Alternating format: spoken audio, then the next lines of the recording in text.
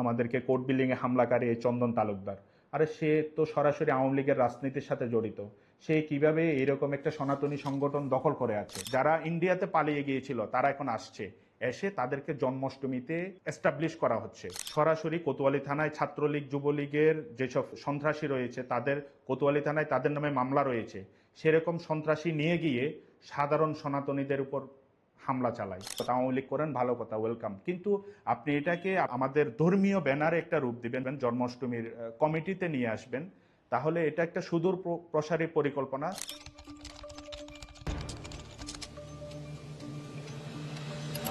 আগামী 16ই আগস্ট শ্রী শ্রী জন্মাষ্টমী ভগবান শ্রীকৃষ্ণের, সেটার প্রস্তুতি হিসাবে আমি গতকাল জন্মাষ্টমী উদযাপন পরিষদের কেন্দ্রীয় কার্যালয়ে যাই।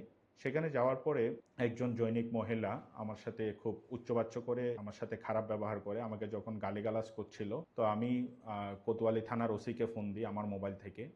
উনি আমাকে বলছিল যে আশকারডিকির পাড় পুলিশ ফাঁড়ির ইনচার্জ এসআই নওশার, ওনার সাথে যোগাযোগ করার জন্য। আমি এসআই নওশারকে ফোন দেওয়ার পরেই এসআই নওশার আমাকে ফাঁড়িতে নিয়ে যায়। সেটা হচ্ছে জন্মাষ্টমী অফিস থেকে প্রায় 500 মিটার দূরে কমপক্ষে। তা আমি ফাঁড়িতে থাকা অবস্থায় সেখানে যারা সাধারণ সনাতনী ছিল, আমাদের অনেক মা বোনরা উপস্থিত ছিল, তাদেরকে সরাসরি চন্দন তালুকদার, আয়ন শর্মা, বিপ্লব পার্থ এবং আর কে দাস রূপু, এই 4 জনের নেতৃত্বে সরাসরি কোতোয়ালি থানায় ছাত্রলীগ যুবলীগের যেসব সন্ত্রাসী রয়েছে তাদের, কোতোয়ালি থানায় তাদের নামে মামলা রয়েছে, সেরকম সন্ত্রাসী নিয়ে গিয়ে সাধারণ সনাতনীদের উপর হামলা চালায়। ইন দ্য মিন টাইম আমি ওই সময় পুলিশ ফাঁড়িতেই অবস্থান করছিলাম, যেই সময়টাতে এই ঘটনাটা সংগঠিত হয়েছে। যে হামলাটা হয়েছে, সেই হামলায় আমাদের প্রায় 6 জন সাধারণ সনাতনী এরা আহত হয়, একজন বোন আহত হয়। আমি তাদেরকে চিকিৎসার জন্য চট্টগ্রাম মেডিকেলে অবস্থান করছিলাম, চট্টগ্রাম মেডিকেল কলেজ হাসপাতালে। সেখানেই আমার ওই ফোনটা আসে, আমাদের কেন্দ্রীয় ছাত্রদলের সাধারণ সম্পাদক উনি আমাকে ফোন দিয়ে বলেন যে সৌরভ, তুমি আজকে কি করেছো? তোমার নামে তো লন্ডন থেকে বলা হয়েছে তোমাকে বিরুদ্ধে সাংগঠনিক ব্যবস্থা নেওয়ার জন্য, বহিষ্কার করার জন্য। তো আমি বলছি, ভাই কেন ভাই? তো আমি কেনর কোনো উত্তর দিতে পারি নাই, এবং উনি বলছিল আমি নাকি কি মারামারি করেছি। আমি এখানে অন দ্য রেকর্ড বলতেছি, আমার পক্ষ থেকে কোনো কফিয়ত চাওয়া হয় নাই। আমি কি দোষ করেছি, আমাকে কোনো আত্মপক্ষের সমর্পণের কোনো সুযোগ দেওয়া হয় নাই, আমাকে কোনো এভিডেন্স চাওয়া হয় নাই। তো আমার সাথে যাদের বিরোধ, তারা সবাই হচ্ছে এখানে দেখেন হয়তো জুলাই আন্দোলনে আমাদেরকে কোর্ট বিল্ডিংয়ে হামলাকারী এই চন্দন তালুকদার, আরে সে তো সরাসরি আওয়ামী লীগের রাজনীতির সাথে জড়িত। সে কিভাবে এরকম একটা সনাতনী সংগঠন দখল করে আছে? তো আমি তো বিএনপি রাজনীতি করি, আমি তো ওটা দখল করতে যাই নাই, আমি চেয়েছিলাম ওখানে নির্বাচন। তো ওদের ওদের কথা শুনে আমাকে দল কিভাবে বহিষ্কার করে, সেটা আমার বোধগম্য নয়। তবে আমি দলের প্রতি শ্রদ্ধাশীল, দলের সিদ্ধান্তের প্রতি, আমাদের মাননীয় ভারপ্রাপ্ত চেয়ারম্যান তারেক রহমানের সিদ্ধান্তের প্রতি আমি সর্বদা শ্রদ্ধাশীল। দল যে সিদ্ধান্ত নিয়েছে সেটা আমি মাথা পেতে নিয়েছি। তবে আমার আর একটা অনুরাগ, সেটা হচ্ছে দল আমাকে আত্মপক্ষ সমর্পণের জন্য আমাকে সুযোগ দেয় না, আমাকে কোনো কারণ দর্শনের জন্য কোনো নোটিশে দেয় নাই, উইথাউট নোটিশ আমাকে বহিষ্কার করা হয়েছে। আমাদের মূল বিরোধটা হচ্ছে একেবারে এটা সোজা সাপটা, সেটা হচ্ছে আমি তো প্রথমেই বলছিলাম, একটা গোষ্ঠী আমাদের সনাতনী সম্প্রদায়কে কুক্ষিগত করে রেখেছে, তাদেরকে ভোট ব্যাংক হিসাবে ধরে রেখেছে। তো আমি সেটা থেকে বাহির করতে চেয়েছিলাম। এখানে আরেকটা গুরুত্বপূর্ণ বিষয়, সেটা আমি, যেটা আমার মনে ছিল না এখন মনে পড়েছে, সেটা হচ্ছে আমি আলিফ, অ্যাডভোকেট আলিফ হত্যা মামলার, অর্থাৎ আলিফ হত্যায় আমি সরাসরিভাবে আমি প্রতিবাদ করেছি আলিফ হত্যার বিরুদ্ধে, খুনিদের বিরুদ্ধে। এখানে ইসকনের যে আন্দোলনটার কথা বলা হয়, চিন্ময় প্রভু যে আন্দোলনে এখন জেলে রয়েছেন, সেই আন্দোলনের মূল নেতৃত্বে যারা পিছন থেকে কলকাঠি নেড়েছে, তাদের মধ্যে সবচেয়ে গুরুত্বপূর্ণ ব্যক্তি হচ্ছে বিপ্লব পার্থ। সে চট্টগ্রাম ইসকনের মুখপাত্র ছিল। তারপর হচ্ছে আয়ন শর্মা। এরা পিছন থেকে সব বুদ্ধি পরামর্শ দিয়ে চিন্ময়কে ব্যবহার করেছে।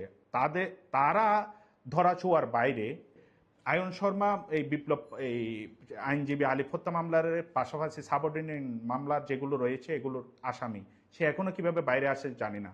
সে আন্দোলনের সাথে যারা সম্পৃক্ত ছিল, যারা ইন্ডিয়াতে পালিয়ে গিয়েছিল, তারা এখন আসছে, এসে তাদেরকে জন্মাষ্টমীতে এস্টাবলিশ করা হচ্ছে। তো আমার কথা হচ্ছে, আপনি সাম্প্রদায়িকতাকে একটা আপনি দল করেন ভালো কথা, আওয়ামী লীগ করেন ভালো কথা, ওয়েলকাম, কিন্তু আপনি এটাকে আপনি যখন একটা আমাদের ধর্মীয় ব্যানারে একটা রূপ দিবেন, ধর্মীয় একটা ব্যানারে নিয়ে আসবেন, জন্মাষ্টমীর কমিটিতে নিয়ে আসবেন, তাহলে এটা একটা সুদূর প্রসারী পরিকল্পনা।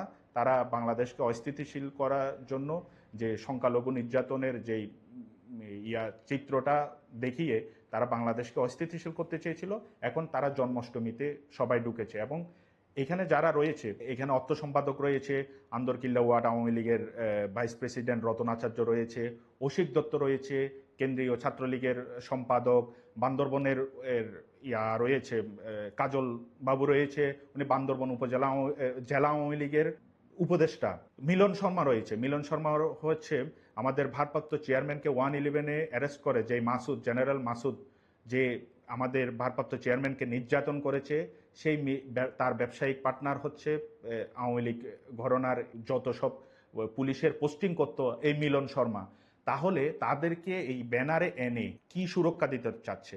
আমার কথা হচ্ছে পরিষ্কার, তারা পুরো বাংলাদেশ, এটা যেহেতু জন্মাষ্টমী, এটা কেন্দ্রীয় কমিটি, তারা পুরো বাংলাদেশেই আওয়ামী লীগকে পুনর্বাসন করতে চাচ্ছে ধর্মীয় ব্যানার দিয়ে। এটা জন্মাষ্টমীর গঠনতন্ত্র, আমি প্রথম থেকেই বলে আসছি, আমি ওখানে দখল করতে চাই নাই, আমি নির্বাচন চাইছি।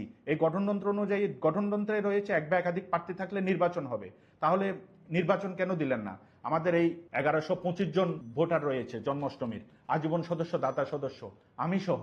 তাহলে আমরা তো ভোটের মাধ্যমে, আমরা সবসময় গণতন্ত্রে বিশ্বাসী, নির্বাচনে বিশ্বাসী।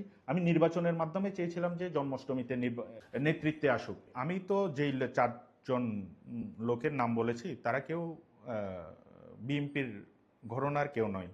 তারা যদি ঘটনা ঘটলো 9টার দিকে আনুমানিক, আমি তখন পুলিশ ফাঁড়িতে অবস্থান করছি। আমি আবারও বলছি, আমি ওই ঘটনায়, আমি ওই অন দ্য স্পটে আমি ছিলাম না। তাহলে আমি পুলিশ ফাঁড়িতে 9টার সময় অপেক্ষা করছি। 9টার সময় জন্মাষ্টমী অফিসে এই ঘটনাটা ঘটলো।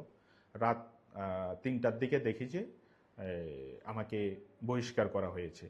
তাহলে তাদের শিকড় কতটুক লম্বা হলে তারা উল্টো আমার দলে এসে, আমার দলের নেতৃবৃন্দ দিয়ে, আমাকে ব্লেম দিয়ে আমাকে বহিষ্কার করতে পারে, সেটা আমার বোধগম্য নয়। এটা আমি দলের হাইকমান্ডকে অনুরোধ করব, আপনারা দোষী হলে অবশ্যই ব্যবস্থা নিন, কিন্তু ব্যবস্থা নেওয়ার আগে অন্তত পক্ষে আত্মপক্ষ সমর্পণের একটা সুযোগ দিন। সেই সাথে আমি মনে করব যে দলের সিনিয়র কোনো নেতা দিয়ে বিষয়গুলো আপনারা তদন্ত করে দেখে তারপর প্রতিটা নেতাকর্মীর বিরুদ্ধে ব্যবস্থা নিলে আমার মনে হচ্ছে এটা খুবই বোধগম্য হবে।